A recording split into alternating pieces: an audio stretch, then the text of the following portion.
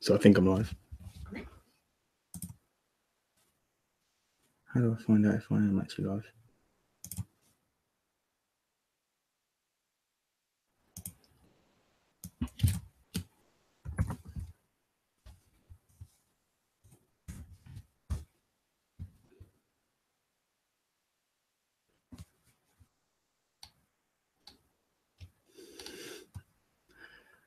Right, I think we are.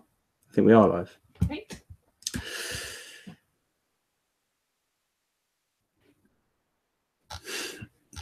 Right, brilliant. So, evening everyone. I'm Max, and I'm with my colleague Laura, who's very kindly offered to help us out with this evening webinar of fun. We're both part of a company called WeAreSSG, and we're hopefully going to produce a valuable webinar tonight around running your own recruitment agency. The main focus of this webinar is really going to be around essentially the first year of trading in your own recruitment company. You know, there's so much we could cover. There's so much we could talk about. You know, we could ramble on, but for the sake of the webinar this evening, we thought what might be a little bit more valuable at this stage is to split the next 15 minutes or so into 3 clear sections. So they're a bit from myself, but also a bit from Laura before we then close it off and answer any questions you might have on the chat after.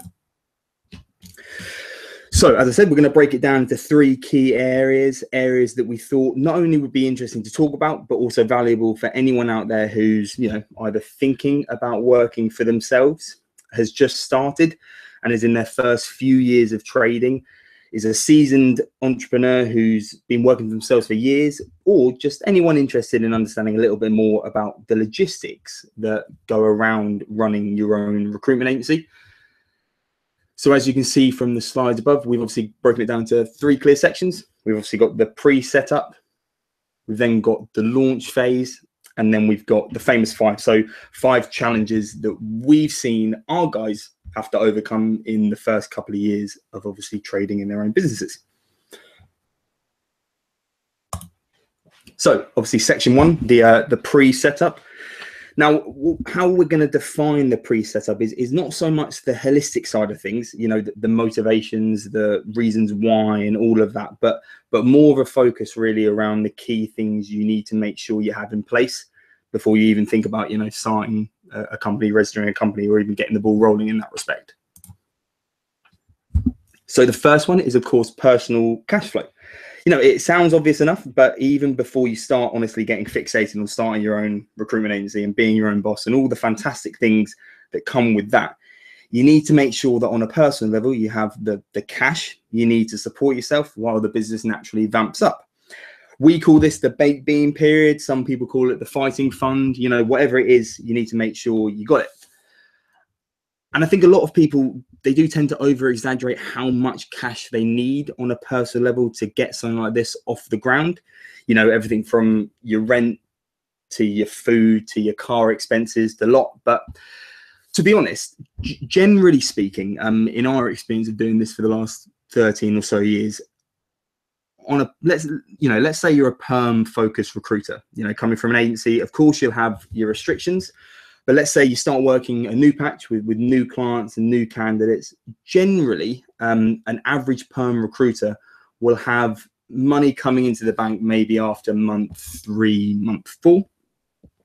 And then your average temp-driven business will start having access to GP usually around maybe week 4, week 6, something like that. So around about, you know, a month and a half into trading. So quite simply put, the easy maths is obviously you outline your personal expenses, you then times that by the amount of months you feel you would need, and then to be honest, you just get saving. You know, talk to your family, to your friends, the bank in some respects. I think the majority of the guys that we have the opportunity to support tend to either leverage obviously their own personal cash flow that they've been able to obviously save up over the months, or, you know, talk to their friends and family before going to the bank. We have had people in the past who have gone to the bank, but usually it's your friends and family first and foremost.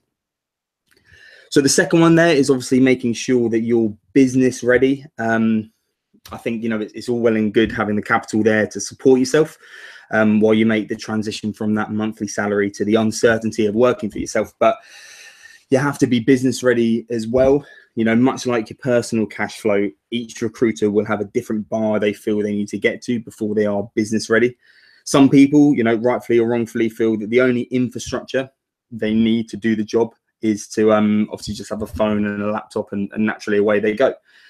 Generally speaking, we have found that this works to an extent, but of course there are other areas where you know, you need to consider before you even start up on your own. You know, things like business bank accounts, additional, if any, insurances you'll need to legally trade, a registered office, an accountant, to the slightly more trivial things like where and how are you actually going to do the job you want to do. For example, if you're going to work at home, which I'm sure you can imagine, you know, the majority of our guys tend to do from day one, then obviously you need to be aware of the legal and compliance issues that go around that. So, you know, HMRC don't tend to mind where you physically trade from, but from a logistical standpoint, technically there are a couple of things you need to do. You know, while it is a slightly grey area, still, if you're using your home as your registered office, technically you need to inform your local council of that. Unfortunately, they might start and try and charge you business rates, as you're now obviously, you know, in their eyes, a trading premises. Furthermore, you need to make sure that the insurance companies are aware of what you're looking to do as well, who then obviously might require you to take out additional business insurances as well. And also an interesting one that, funnily enough, I was speaking to one of my colleagues about today, was that you need to check your mortgage agreement sometimes, as there might be in there that says that you actually can't use your home for a commercial premises. So it's all well, obviously, bearing in mind how you're going to personally cash flow yourself, but also, are you business ready? Everything from, you know, what are the physical tools you need to do the job in hand, to your business bank accounts, to your insurances, to the slightly more trivial things when it comes to obviously dealing with where you're physically going to work. You know, I know it's slightly far-fetched, but these are things that do tend to come up. And I thought, when we're looking at whether you are business ready or not, it might just be worth. And lastly, for this bit, obviously, are you professionally ready? So essentially, do you have a strong enough knowledge of the market to go out and do what you want to do? So in our experience, you know, while there's no ideal time to start your own recruitment company, I think one of the indicators that you might feel that you are ready to start up on your own is how well naturally you know the market that you're working in, and funny enough, more importantly, how much you enjoy working in the market that you're working in. Now take, you know, 10 years, or in some cases it could take all of 6 months of, you know, working for an agency or two before naturally throwing in the towel and starting to work for yourself. Whatever it is, I think what has always been very evident in the people who, you know, have tend to be more successful in this, and all, you know, had more of a positive start in their entrepreneurial career, have been those who have probably had a good solid amount of years at maybe 1 or 2 agencies in order to get, you know, the good understanding of the market. They would have been in the environment long enough to see some changes. They would have then adapted to it, but also they'd have been in the sector long enough to really know if they can handle it, and if they actually enjoy it, because I think that's the most important one, whether you actually enjoy what you're looking to do. So to summarize for this first section, before I pass over to Laura, who's obviously very eagerly waiting to talk to you guys about other aspects of launching your own business, and the areas you need to bear in mind from a launch perspective. From a pre-setup perspective, it's important to feel that you have the relevant personal cash flow to do what you're looking to do, that professionally and domestically you're ready to do what you're looking to do, and that you have enough, you know, down in the trenches experience to really make the most of your first couple of years of trading. So naturally, I'm going to now pass over to Laura, who's going to talk about section 2, the launch phase. Lovely, thank you very much, Max. Good evening, everybody. So you've made that decision and you feel ready to throw yourself headfirst into the dizzy world of running your own recruitment business. So what's next? As my favourite saying goes, failing to prepare is preparing to fail. And much as we would all love it to be, it's not quite as simple as picking a name, setting up an email account, and then picking up the phone to your loyal clients. So where do we start? First things first, setting up a limited company is a really good starting point. Limited companies mean limited liability, i.e. if it all goes wrong, you aren't personally liable for any debts that the business has. It also provides a solid foundation for a compliant business. You'll want to think carefully about the name you choose for your limited company. It's surprisingly much harder than you might think. and also ensure that name is not going to create a problem for you as you increase brand awareness in the market. Anything from infringing trademark rights to how easily you might be found on Google should be considered. Once you have a limited company in place, you can then, of course, think about branding. And we're going to hear more on that later from Mags, domains, email addresses, and so on. Along with registering your limited company, there are a number of compliance and taxation tasks to tackle. Registering with HMRC for corporation tax, VAT, PAYE when necessary, and so on. It's really important to get these registrations actioned at the start of the business's life so as not to incur any penalties later on. Whilst we're on the subject of taxation, you'll need to consider your personal tax situation, as you'll no longer be paid via your employer's PAYE scheme once you're working in your own business. No doubt you'll be under restrictive covenants from your previous employer, and it's worth taking legal advice on these if you're at all unsure as to their scope. Our advice would always be not to breach these restrictions. It's just not worth it. The stress and hassle of your ex-employer potentially chasing you or issuing legal proceedings against you or your new business. Plus, it's a golden opportunity for you to win lots of new clients, then pick up on some of your old ones at the end of your restricted period. You may be experienced at setting a desk up within a recruitment business, which will be valuable experience in your own business, of course. It's worth taking all of that, remembering what your previous companies you've worked in have done well or what they haven't done so well. From the beginning, you'll want a robust infrastructure in place and clear compliance procedures for both you and any potential future employees to follow. You'll need terms of business or contracts for each element, so permanent terms of business for any permanent recruiters, and then on the temp side, terms with the hirer to provide workers via PAYE, umbrella or limited company, depending on your sector, and contracts with each of the different types of workers. Alongside this, you'll need a complete set of template documents, which might include things like registration forms, candidate agreements to cover you under the new GDPR or data protection legislation, 48-hour opt-outs, and so on. You'll want to make sure your business is fully protected and compliant from the get-go. One of the compliance elements that people often forget about, but is really vitally important and expensive to get wrong, is data protection. So registering with the ICO is a must, and having the right template documents as well as a clearly defined process to inform all candidates how you will use their data, where it's stored, for how long, how they can access the data you hold, and how they can request its removal are key.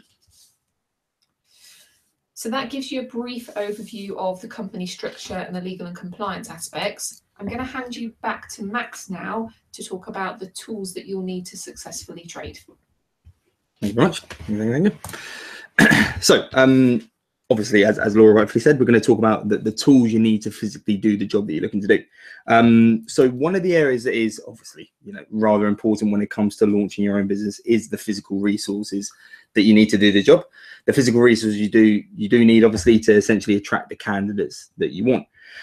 I know you all know, and I know you could look at the sector that you're in right now and know where you get your candidates from and what, omitting your current company's database, of course, those resources would look like for yourself prior to going alone.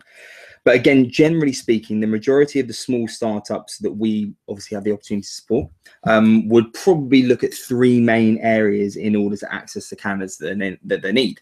Now, one of them, alongside both LinkedIn and your company website and social media, which are obviously two other assets that I'm going to be talking about today, is, of course, your job boards. So, job boards, there's a varying degree of popularity, of course, with the job boards. But honestly, in my opinion, they do still have a place in procurement. And as part of a startup, they are well worth looking at.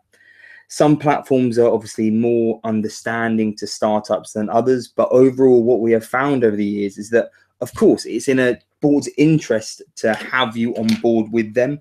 And whether it's a more mainstream job board or a very niche sector specific one, they tend to also do obviously deals for startups. So it's definitely worth obviously asking the question as and when you can. Of course, we can go into a little bit more detail once we go on to the chat about obviously any specific job boards you have that you want to ask any questions on, of course. In the debate, obviously, between postings and CV search, sometimes even with the job boards being understanding to small startups, the cost of both can, rightfully be a little overwhelming in the first few months of trading. I would actually say that in my experience, that the posting capabilities might be more beneficial to look at in the first instance. Not because I think, your view to application ratio is going to, soar through the roof, nor do I think the quality of candidate is going to be any higher, really, just because you've got it alone. But I think from a brand awareness point of view, if you're going to spend the money on a CV search facility or the posting facility, I think the posting is going to do more for you than the CV search. That with the wealth of other methods out there, you can obviously source those candidates in 101 different ways. Another interesting point that actually has sort of become evident in the last couple of months when I've spoken to people obviously that we support is that they're starting to offer this thing called obviously social advertising, which is a social ad function, which is on top of a package that you have with a current job board. So I've seen it, maybe I probably saw it maybe the first time about 6 months ago. There was this rise in social advert opportunities as part of a package with job boards, where basically what they do is they give you X amount of credit to use on sponsored adverts on Facebook or Twitter. It's quite an interesting move by some of the job boards, and certainly, much like everything when it comes to the job boards, it's definitely worth asking the question whether they can incorporate that into your package from day one. I don't want to ramble on, obviously, as I said, about any particular job board quite right now, just simply because obviously they might be applicable to some of you. They might obviously be completely irrelevant to others. But obviously, if you have any questions about any specific job boards after this, then obviously please ask the question, and I'm more than happy to answer. Other things to think about around the tools aspect of things, obviously things like your multi-posting software systems. Although, as a one-man band, I don't think you should spend the money on that in the first place. I do think it's obviously important to have at some point if you've used them in your previous employer. Another thing, obviously, to bear in mind in similar vein is probably your recruitment software, how much you can entrust in your trusty Excel spreadsheet before you feel like you need to spend money on it. Furthermore, I think useful things to be aware of maybe in the first couple of months are things like training material, should you ever wish to expand your business, and obviously how you're going to actually train these consultants up. Credit checking software is also quite important as well. We've certainly seen on the temporary side of things a real focus on that with the guys that we support, and really just to ensure you know who you're getting into business with. Also, Vacancy Spiders. It's a piece of software that we use, which basically is a lead generation tool. While I'm sure there are 101 other ways, obviously, to get new business, one of the ways that our guys find quite lucrative in the beginning is using these new business development tools to naturally just map out the market and see where they can go. So moving on, obviously, to LinkedIn. So we're going to break this down because I'm not really going to spend too much time here, as I know it's an area obviously heavily discussed online, on LinkedIn, and on platforms like this. But from a startup perspective, it still remains such a fantastic tool to help drive that unknown brand. So, clients and candidates might very well know who you are, but they don't yet know who or what your brand is and what it's all about. So the best areas to explore when looking at LinkedIn from a startup perspective, in my opinion, and they're going to be these three, which is obviously your company page, your personal page, and LinkedIn company blogging. So your company page, if you're a keen LinkedIner and you enjoy having, your spirited debates on LinkedIn, you're blogging, you're posting articles, you're sharing content, and even now you're getting yourself in front of the LinkedIn video camera and talking to your connections and building that company page, really building that company page isn't really going to be an issue for yourself. You can then cross-post that content from your personal page to your company page, and you have a really nice little vehicle there if you ever start to bring employers onto the business that you can obviously then implement into their strategy on a day-to-day basis. The second thing is naturally your personal profile. I thought we'd just break this bit down to some of the frequent questions that we get asked. Some of the things that tend to come up is around really just how you can actually use your company page, your personal page, now that you work for yourself. Things as little as, I know it sounds cliche, but things as little as what am I actually going to physically call myself? Do I call myself the director, but then risk lessening my visibility to candidates and clients on LinkedIn when they search around my sector? Or do I put principal consultant, senior consultant, or something like that? My personal preference, and one that has probably worked obviously in the past, is although it does depend on what type of market you're in and how important being social is really to put both, whether it's obviously in the body of the text or in the occupation line, shout about the fact that you work for your own agency, be proud of it. And for me, it's the same when it goes to your LinkedIn profile picture as well. As I'm sure you've seen on LinkedIn, a lot of ventures have the logo of the venture as their their profile picture. And, you know, I do understand why people do that. But in my opinion, although to be honest, it might just be because I'm rather vain in this respect, you should probably have a photo of yourself. You know, the happy entrepreneur that can't wait to help you and is buzzing to run their own agency. So I think on the whole, it just works better, you know, to, as cliche as it sounds, break down that wall. You know, people know they're talking to you from day dot. I understand how important the brand is, but I think having your own photo there is obviously going to be far more important.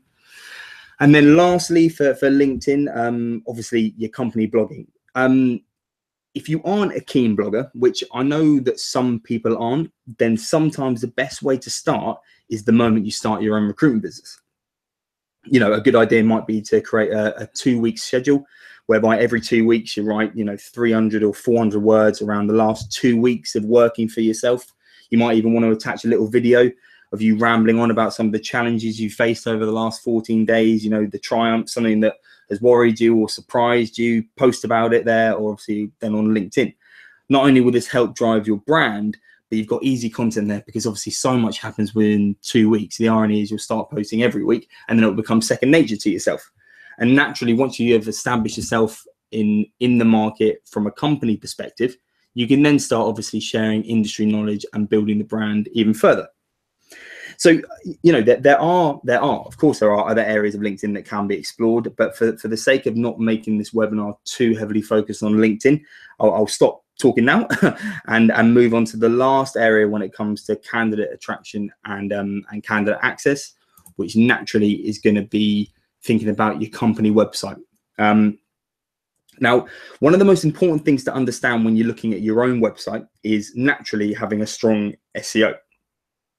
Making sure that during the creation of the site, it's got a strong SEO. So long story short, ensuring that your company and your website make up the Google rankings and in turn, therefore attract the candidates that you need. You know, you need to ask yourself the question of how do we actually make this website into a vehicle that actually will attract candidates for yourself? There are two factors when it comes to this, factors that are known as on-site factors and then your off-site factors. So obviously we're going to explore both of them this evening. So firstly, starting obviously with your on-site factors, a good SEO is naturally always rooted first and foremost in how the website is physically built for yourself. Traditional SEO and on-site factors tend to account for around 18% of your Google rankings. So, you know, while it's not massively important, and I know that 18% obviously isn't a lot, it is useful and beneficial to get right if you can. And this basically starts from the very get-go about physically building that site in the first place. One of the best platforms that we found over the years to build your sites in is a platform called WordPress. As this is obviously not only very mobile responsive, but creates a very good basis to build on your SEO. One of the really good things about WordPress is it's naturally mobile responsive. Google improves your ranking naturally, obviously, if you have a good mobile response site. So it's worth bearing that in mind, not only through whether you're going to use WordPress or not, but also the themes of your website and the infrastructure to build the website as well. As obviously, as I'm sure you can imagine, some are far more beneficial than others. Also useful to think about is obviously using plugins on your site. For example, the Yoast plugin, which is Y-O-S-T SEO plugin, that can be used to optimize your site for keywords and phrases as well, which then when you're creating the content or the copy for your website, you need to think about the types of keywords that you can use, the frequency of them, and when you pop them in. Because, you know, as I'm sure obviously all of you know, Google is smart and sometimes it is detrimental to overuse keywords as much as underusing them. So, you know, I hope that will make sense in terms of the plugins. So plugins really are massively important when you're looking at the on-site factors when it comes to building your company website, in particular this Yoast plugin that will allow you to be searched through keywords. But then it's important to bear in mind what those keywords are and how frequently you use them. And then secondly, obviously, we're going to look at the off-site factors when it comes to building your company website. These are a little less proactive for people and tend to come into play after physically building and creating the copy. There are quite a lot of off-site factors that you can think about. You know, for example, things like your landing pages, whereby you can obviously target specific audiences. This is where you really need to think about what content you're pumping out and who you're pumping it out to, type thing. because naturally, you know, content attributes itself to about 55% of your Google ranking. So it's well worth thinking about what content you produce and how you produce it and in what way. But in the interest of time, let's explore in detail what I think is probably one of the most important things to think about, and that's something called backlinks. So these are links that basically act as recommendations for your site. It's well worth investing some time in creating strong links with companies important in your sector, and essentially you're asking them to backlink your site on their site. So Google therefore see that a respectable company in your field is backlinking your site on their site through the content you are producing, and in turn Google will increase your Google ranking. Places to go to backlink would be anywhere that you subscribe to, you know, your newsletters, your forums, chat rooms to an extent, depending on, you know, what chat rooms they are. You know, anything where you can discuss sector specific information is well worth becoming a member of. Now, obviously it is important to note there are companies out there that you can buy backlinks off. In our experience, these aren't the best use of your money, nor will actually be as beneficial to your site or to your company as it would if you actually just took the time to focus on the sites you want to backlink and go out there and do it yourself. Again, I know I've said it before, but I'll say it again, Google is smart. So if you start backlinking every site out there or sites that aren't really relevant to you, then Google will realize that and naturally just won't move you up the ranking. Outsourcing backlink companies, you know, they tend to be a little less personal to your website than you could be. And for the sake of such an important aspect of what will become, hopefully, such a good candidate tool for yourself in the next, you know, year, 2 years, 5 years, you know, backlinking on your own site, while it does take time, is well worth that time. Another good way to organically increase your backlinks is to create and host your own content on your website. I do respect that obviously sometimes writing a blog might seem like a waste of time, not as immediate as getting candidates in other methods, but if you're able to show Google that, you know, your site is constantly being updated with relevant and applicable content for your sector, it will increase your ranking every time it views your site. We've certainly seen it in our own website over the last couple of years, and I know a lot of the ventures we've supported have seen the benefit of obviously constantly producing content. And the irony is we thought we were doing it right by doing, you know, one a week or something like that, but I think you can start doing more. And, you know, despite some of them, ourselves included, being pretty reluctant to spend hours writing a blog instead of just getting on the phone, it does work, and it's well worth investing your time into as well. So I think you really do need to think about these off-site factors as well. Obviously, thinking about those backlinks on your own site through creating your own content that you can then cross-post onto social media platforms that obviously you're using. And then you have a good little vehicle there to obviously attract the candidates you need under a strong brand across multiple platforms. So if we were going to go all the way back to the top before I pass over to Laura, you're a small agency, and honestly, a very important, if not the most important aspect, is obviously going to be physically getting the candidates you need to make the money.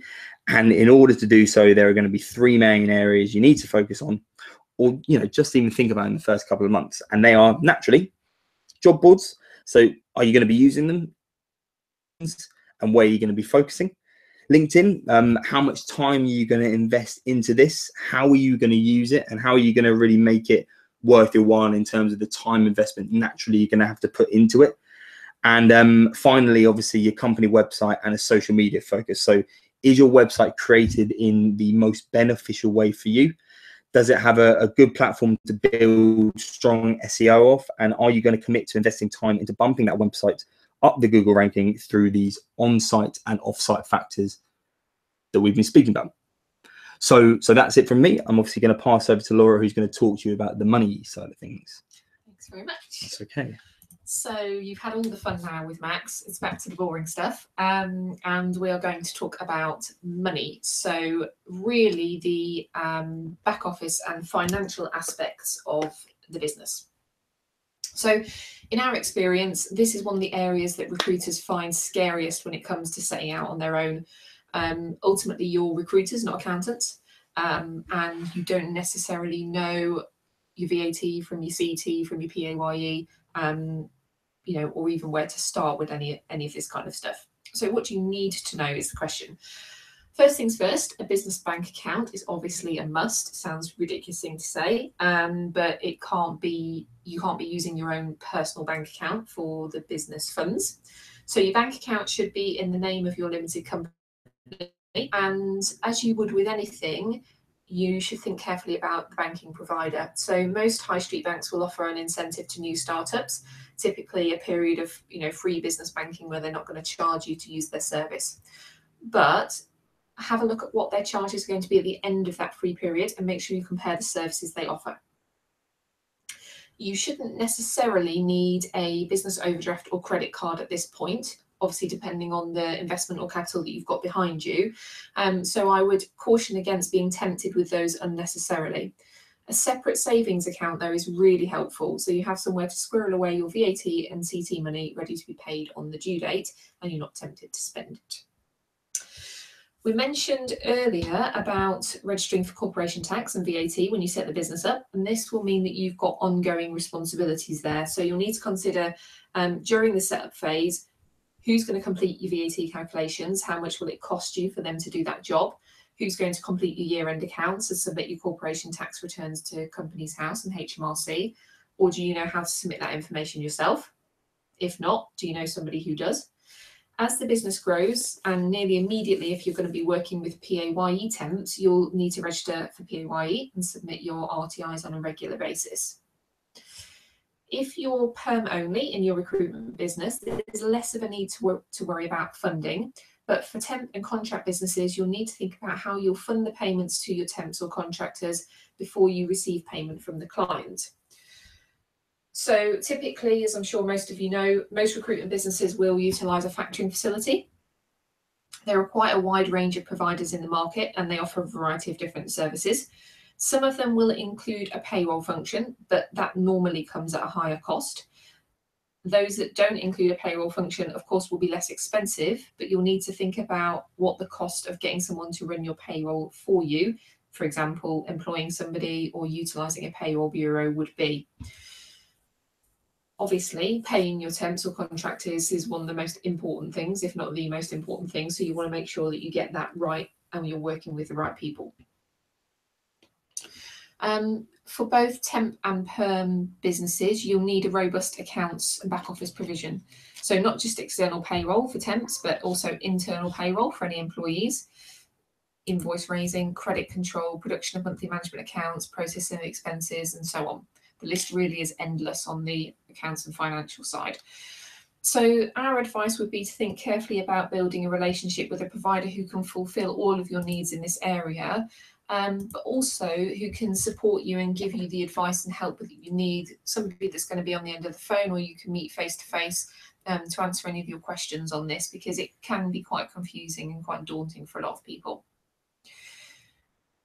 So with the company in good shape with taxes, compliance and banking and funding, it's time to look at your personal finances as well. So Max has touched on this earlier, but you'll effectively be employed by the business as a director. You'll also be entitled to dividend payments by virtue of your shareholding in the business. So how are you going to take an income? The most tax efficient way is a combination of PAYE income and dividend income. So during the setup of the business, you'll need to register for self-assessment with HMRC. This will enable you to submit annual personal tax returns, declare your income, and pay the requisite income or dividend tax on that. As with most company taxes, most people prefer to have an accountant to administer this for you. So not just your self-assessment tax returns, but also processing an internal payroll if you need it, raising dividend vouchers, and so on. As the saying goes, a good accountant is worth their weight in gold, so finding someone who works well with you and knows their onions really is a must. So, section 3, half an hour later, so apologies, we're rumbling on slightly longer than we thought we would. Are you up for the challenge? So in this final section, we're going to look at 5 challenges that we typically see new businesses go through in the first few months to a year. So first challenge, clients not paying. So whether it's a big perm fee or an ongoing temp revenue, a client not paying their bill really can have quite serious implications for a fledgling recruitment business. It puts considerable pressure on your cash flow, and just can make life difficult, and more difficult than it needs to be. So what can you do to avoid it? Well, for permanent placements, have a robust credit control procedure in place. So normally we would recommend that you would have a reminder go out to the client just before their payment due date. Then have some template communications in place if they still haven't paid, and be willing to consider a 7-day letter or court action if necessary. So your compliance processes will be really imperative here.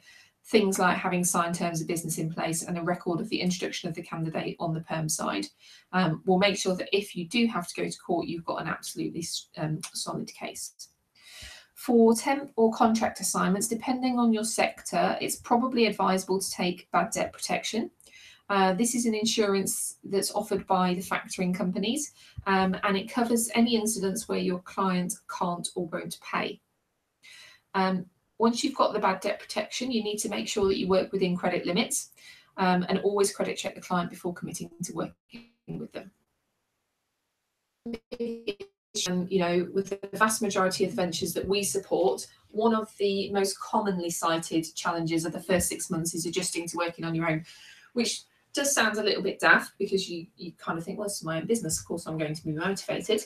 But typically, most recruiters have come from an environment where they work in quite a competitive, buzzy office, plenty of other recruiters around, bounce ideas off, a manager or director making their final decisions. For many people, then it can be quite tough to transition to working on your own, possibly from your back bedroom, and remaining motivated. So what can you do to avoid these pitfalls? First thing really is to try and keep a routine as much as possible. Get up at the same time, get dressed for work, have a quiet office space in your home, and be at work when you're working. So really have your head in the game. If you can afford an office, then shared spaces or hot desking can work really well. It gives you the social aspect of office life as well as broadening your network of contacts. Office, try and get out of the house at least once a day. Make sure you have that support network around you. So friends, family, possibly former colleagues, other recruiters that you know, all of them can help you feel less alone and be someone to talk to. Training events and conferences are really good as well if you've got the time. Not only will you be meeting other people, possibly in a similar situation to you, but you'll also be keeping up to date with the latest legislation and techniques and that kind of thing. So number 3 then is T for taxes, something that we've talked about a lot tonight already. One of the most stressful elements of running your own business and life in general, some people say, is paying your taxes. So not just paying them, but accounting for them, completing the numerous returns and self-assessments demanded by HMRC to keep track of what you owe and when. And then, of course, forking out that huge sum of money, which actually means your business is doing well, but still feels oh so painful. So what can you do to avoid it? As Benjamin Franklin said, in this world, nothing can be said to be certain except death and taxes. So we can't tell you some weird and wonderful way of avoiding paying taxes, but we can tell you how to make it less painful. Work with a good quality accountant, claim your expenses to reduce CT and VAT, and most importantly, save the money. There's nothing worse than getting to the due date and realising you've spent your tax money, so squirrel it away somewhere and avoid the temptation of just dipping into it when you need a little boost. Number 4, bringing on staff and the challenges of expansion. So for many recruitment entrepreneurs, the dream is to grow a team, and their definition of success is having multiple consultants in their business. As with every journey, it starts with a small step. So the first step is bringing on that first hire, undoubtedly the toughest. Finding the right person is key, and the wrong hire can really knock your confidence and cost your business money. So what can you do to minimise these risks? Well, the obvious thing is never to hire anybody, but that doesn't really cut it for many ambitious types. So if you are going to do it, plan carefully. Make sure you've got a pot of money set aside to cover at least 3 months worth of cost for that consultant, and convince yourself you're never going to see that money again. Pessimistic, I know, but a pessimist is never disappointed. Think about what you need and where the areas for growth are in the business. And don't ever hire just to have somebody there. The business and the amount of work you have available needs to justify the hire. Take your time and find the right person. And my own personal opinion, never hire friends. It just doesn't work. Our last little challenge then, looking to the future. So it's great to plan. It's great to look to the future. It's really good to put a little route map in place to help you get to where you and the business wants to be. But sometimes, and we have seen this with some of the ventures that we support, it comes at the expense of living in the here and now and means you don't actually achieve anything at all because they just look like insurmountable goals and you don't know how to get there. So what can you do to avoid this? Well, first of all, it's great to have someone to talk to. A mentor or a support system works really well. Think logically about where you want to be. Map out a series of small steps that will get you there. So one thing a week or one thing a fortnight, that if you can improve on that, you'll reach your ultimate goal. If it didn't happen this week, don't sweat it. Just make sure it happens next week. As you'll know from our website, which I'm sure you've all read very thoroughly, our version of a recruitment business plan is quite simple. Just 3 words: make a placement. So focus on making placements, prioritize things that make you money, and don't get bogged down with future plans, distractions, or worrying about things you can't control. And remember to just stop once in a while, step back and enjoy it. You're running your own business and should be proud. So thank you very much, everybody, for listening. We are going to stick around to answer any questions, so feel free to fire those over to us. We really look forward to hearing from you. Thanks again. Thank you very much. I'm going to try and get off it.